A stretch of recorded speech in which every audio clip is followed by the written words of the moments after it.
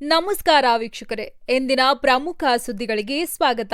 ಗ್ರಾಮೀಣಾಭಿವೃದ್ಧಿ ಮತ್ತು ಪಂಚಾಯತ್ ರಾಜ್ ಇಲಾಖೆ ಹಾಗೂ ನಾಗಮಂಗಲ ತಾಲೂಕಿನ ಆರಣಿ ಗ್ರಾಮ ಪಂಚಾಯಿತಿಯಲ್ಲಿ ಮಹಾತ್ಮ ಗಾಂಧಿ ರಾಷ್ಟ್ರೀಯ ಗ್ರಾಮೀಣ ಉದ್ಯೋಗ ಖಾತರಿ ಯೋಜನೆ ಮತ್ತು 15ನೇ ಹಣಕಾಸು ಯೋಜನೆಯಡಿ ಹಮ್ಮಿಕೊಳ್ಳಲಾಗಿದ್ದ ಸಾಮಾಜಿಕ ಪರಿಶೋಧನಾ ಗ್ರಾಮಸಭೆಯು ಅತ್ಯಂತ ಯಶಸ್ವಿಯಾಗಿ ನೆರವೇರಿದೆ. ಮಂಡ್ಯ ಜಿಲ್ಲೆ ನಾಗಮಂಗಲ ತಾಲೂಕಿನ ಬೆಳ್ಳೂರು ಹೋಬಳಿಯ ಆರಣಿ ಗ್ರಾಮ ಪಂಚಾಯಿತಿ ಆವರಣದಲ್ಲಿ ಆಗಸ್ಟ್ 1, 2026ರ ಶನಿವಾರದಂದು ಗ್ರಾಮಸಭೆಯನ್ನು ಆಯೋಜಿಸಲಾಗಿತ್ತು. 2025-2026ನೇ ಸಾಲಿನಲ್ಲಿ ಅನುಷ್ಠಾನಗೊಳಿಸಲಾದ ವಿವಿಧ ಅಭಿವೃದ್ಧಿ ಕಾಮಗಾರಿಗಳು, ಪಂಚಾಯಿತಿ ವ್ಯಾಪ್ತಿಯಲ್ಲಿ ನಡೆದ ಉದ್ಯೋಗ ಖಾತರಿ ಯೋಜನೆಗಳು ಹಾಗೂ 15ನೇ ಹಣಕಾಸು ಯೋಜನೆಯಡಿ ಕೈಗೆತ್ತಿಕೊಳ್ಳಲಾದ ಪ್ರಗತಿ ಕಾರ್ಯಗಳ ಕುರಿತು ಸಾರ್ವಜನಿಕವಾಗಿ ಸಾಮಾಜಿಕ ಪರಿಶೋಧನೆ ಸೋಷಿಯಲ್ ಆಡಿಟ್ ನಡೆಸಿ ಪಾರದರ್ಶಕತೆಯನ್ನು ಮೆರೆಯಲಾಯಿತು. ಕಾರ್ಯಕ್ರಮದ ಪ್ರಮುಖಾಂಶಗಳು: ಜನರ ಸಕ್ರಿಯ ಭಾಗಿತ್ವ. ಆರಣಿ ಗ್ರಾಮ ಪಂಚಾಯಿತಿ ವ್ಯಾಪ್ತಿಯ ಸಾರ್ವಜನಿಕರು, ಉದ್ಯೋಗ ಖಾತರಿ ಯೋಜನೆಯ ಕೂಲಿಕಾರರು ಹಾಗೂ ಗ್ರಾಮಸ್ಥರು ಹೆಚ್ಚಿನ ಸಂಖ್ಯೆಯಲ್ಲಿ ಭಾಗವಹಿಸಿ ಕಾರ್ಯಕ್ರಮವನ್ನು ಯಶಸ್ವಿಗೊಳಿಸಿದರು.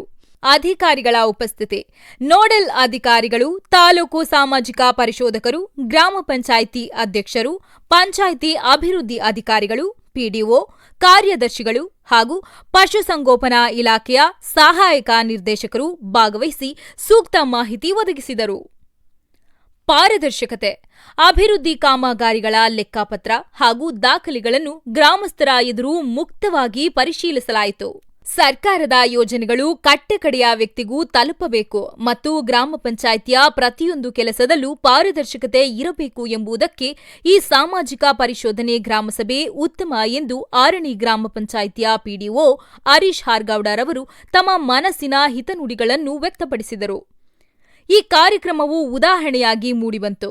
ಈ ಕಾರ್ಯಕ್ರಮದಲ್ಲಿ ಗ್ರಾಮಸ್ಥರು ಹಾಗೂ ಗ್ರಾಮ ಪಂಚಾಯಿತಿ ಆಡಳಿತಾಧಿಕಾರಿಗಳಾದ ಶ್ರೀ ರಾಘವೇಂದ್ರ ಎಚ್.ಎಸ್. ರವರು, ಪಿಡಿಒ ಹರೀಶ್ ಹಾರ್ಗೌಡ, ಪಶುಸಂಗೋಪನಾ ಇಲಾಖೆ ನಿರ್ದೇಶಕರು ಹರೀಶ್, ದ್ವಿತೀಯ ದರ್ಜೆ ಲೆಕ್ಕ ಸಹಾಯಕರು ಚಂದ್ರ ಕೆ, ಗೋವಿಂದರಾಜ್, ಸಾಮಾಜಿಕ ಪರಿಶೋಧಕರು ರವಿಕುಮಾರ್, ಮಾಜಿ ತಾಲೂಕು ಪಂಚಾಯಿತಿ ಮೆಂಬರ್ ವೇದಮೂರ್ತಿ ಡಿಎಸ್ಎಸ್, ತಾಲೂಕು ಪ್ರಧಾನ ಕಾರ್ಯದರ್ಶಿ, ಜನಪ್ರತಿನಿಧಿಗಳ ಸಕ್ರಿಯ ಸಹಕಾರದಿಂದ ಈ ಕಾರ್ಯಕ್ರಮವು ಅತ್ಯಂತ ಯಶಸ್ವಿಯಾಗಿ ಮುಕ್ತಾಯಗೊಂಡಿದೆ.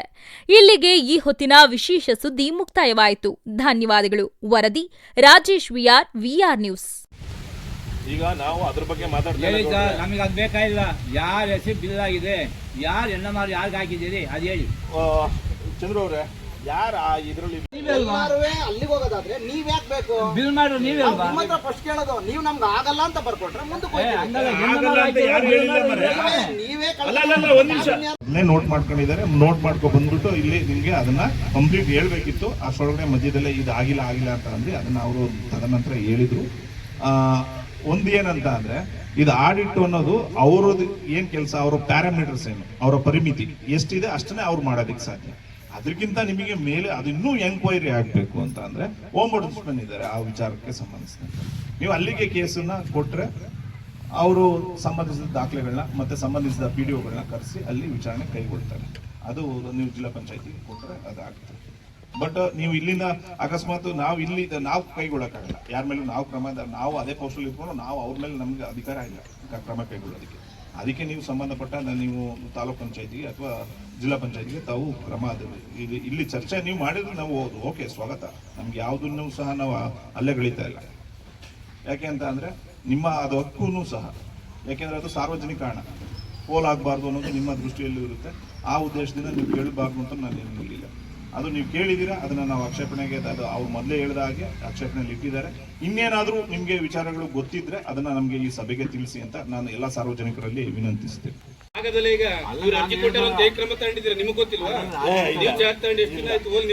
ಇಲ್ಲ, ನಮ್ಮ ವ್ಯಾಪ್ತಿ ಬರಲ್ಲ. ಈಗ ಅವ್ರಿಗೆ ಏಜೆನ್ಸಿ ಗೊತ್ತಿರ್ತದೆ. ಒಂದ್ ನಿಮಿಷ, NMR ರೋಡ್ ತಗೊಂಡವ್ರೆ ಅಂತ ಅವ್ರಿಗೆ ಗೊತ್ತಿರ್ತದೆ. ಅವ್ರು ಯಾರು ಫೈಲ್ಗಳನ್ನ DC ಬಿಲ್ಗಳನ್ನ ಕ್ಯಾಪ್ಚರ್ ಮಾಡಿಕೊಂಡು ತಗೊಂಡೋಗಿ ತಾಲೂಕ್ ಪಂಚಾಯತಿಯಲ್ಲಿ ಇಟ್ಟಿದ್ದಾರೆ. ಯಾಕೆಂದ್ರೆ ಅಲ್ಲಿ ಅವಾಗಿಂದಾನೇ ಶುರುವಾಗಿದ್ದು ಇದೆಲ್ಲ. ಏನು ನಮ್ಗೆ ಗೊತ್ತಿಲ್ಲ, ನಾನು ಒಬ್ಬ ಸರ್ಕಾರಿ ಅಧಿಕಾರಿಯಾಗಿ ಹೇಳೋದಕ್ಕಾಗೋದಿಲ್ಲ. ಇಲ್ಲಿದು ಪಂಚಾಯತಿ ಏನು ಕೆಲವೊಂದು ವಿಚಾರಗಳು ಬಂತು ಆ ತದನಂತರ ಎಲ್ಲ ಡಿ ಸಿ ಬಿಲ್ಗಳನ್ನ 15 ಫೈನಾನ್ಸು 15ನೇ ಹಣಕಾಸಿಗೆ ಸಂಬಂಧಪಟ್ಟ ಎಲ್ಲ ಡಿ ಸಿ ಬಿಲ್ಗಳನ್ನು ತಗೊಂಡೋಗಿ ಅಲ್ಲಿ ಸಂಗ್ರಹಿಸಿ ಇಟ್ಟಿದ್ದಾರೆ. ಅದನ್ನು ಆಡಿಟ್ಗೂ ಕೊಡಲಿಲ್ಲ. ಲಾಸ್ಟ್ ಟೈಮು ಇದು ಲೋಕಲ್ ಆಡಿಟ್ ಅವರು ಸ್ಥಳೀಯ ಲೆಕ್ಕ ಪರಿಶೋಧನೆಯವರು ಬಂದಿದ್ದರು, ಆ ಸಮಯದಲ್ಲೂ ಕೊಟ್ಟಿಲ್ಲ ಅವರಿಗೆ ಆಡಿಟ್ ಮಾಡೋದಕ್ಕೆ. ತದನಂತರ ಇಲ್ಲಿ ಅಬ್ಜೆಕ್ಷನ್ ಆಗಿರೋದ್ರಿಂದ ನಾವು ತರೋದಕ್ಕೆ ಹೋಗಿದ್ವಿ, ಆದರೆ ಬಟ್ ಅಲ್ಲಿ ದೇವರಾಜು ಅವರು ಹೋಗ್ಬಿಟ್ಟು ಅದು ಹೆಂಗೆ ಕೊಡ್ತೀರಾ ಅದನ್ನು ಕಂಪ್ಲೀಟ್ ಎಂಕ್ವೈರಿ ಕಂಪ್ಲೀಟ್ ಫುಲ್ಫಿಲ್ ಆಗೋವರೆಗೂ ನೀವು ಅದನ್ನು ಆಡಿಟ್ ಕೊಡಬೇಡಿ ಅಂತ ಹೇಳಿದ್ದಕ್ಕೆ ಅದು ಅಲ್ಲೇ ಹಾಗೆ ಉಳ್ಕೊಂಡಿದೆ. ಮತ್ತು ಇವ್ರಿಗೂ ಸಹ ಕೊಟ್ಟಿಲ್ಲ, ಇವ್ರಿಗೂ ಸಹ ಪರಿಶೋಧನೆ ಮಾಡೋದಕ್ಕೆ ಕೊಟ್ಟಿಲ್ಲ. ಹಾಗಾಗಿ ಆ 15 ಹಣಕಾಸು ಯಾವತ್ತು ಅದು ಫೈಲ್ಗಳನ್ನ ಎಲ್ಲ ಎಂಕ್ವೈರಿ ವಿಚಾರಣೆ ಎಲ್ಲ ಮುಗಿದು ನಮ್ಮ ಹತ್ರ ಬರುತ್ತೆ ಪಂಚಾಯತಿಗೆ, ಆವಾಗ ಆಡಿಟ್ಗೆ ಅದನ್ನು ಸಬ್ಮಿಟ್ ಮಾಡ್ತೀವಿ.